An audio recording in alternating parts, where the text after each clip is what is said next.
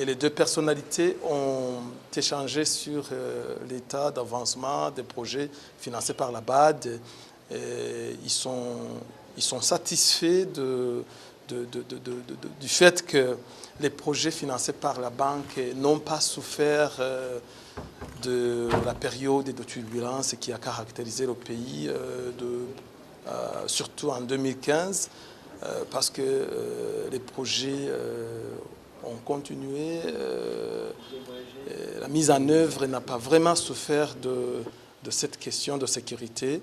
Et son Excellence, c'est le deuxième vice-président de la République, qui lui a exprimé le souhait du gouvernement burundais de voir la BAD contribuer à l'appui budgétaire,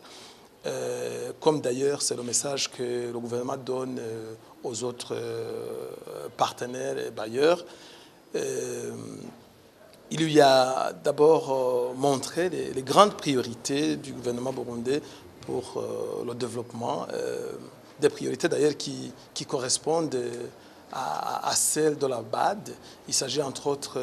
de soutenir le secteur de l'énergie. Il y a le transport dans son ensemble, sans oublier bien sûr l'agriculture qui fait vivre la majorité de la population burundaise et qui présente un grand potentiel de développement, un grand potentiel en matière de devises si ce secteur est bien exploité, si ce secteur est bien soutenu. Le visiteur en provenance de la BAD n'a pas hésité à promettre que la BAD ne ménagera aucun effort pour appuyer davantage des projets qui puissent être favorable au développement du Burundi, bien sûr tout en demandant au gouvernement burundais de travailler fort avec les autres partenaires comme les Nations Unies, comme la Banque mondiale, pour pouvoir assainir et améliorer les relations, parce que les partenaires au développement travaillent en synergie. Et son Excellence, le deuxième vice-président, lui a dit que les relations avec les autres partenaires sont au bon fixe, en citant l'exemple de la Banque mondiale où un administrateur qui représente le Burundi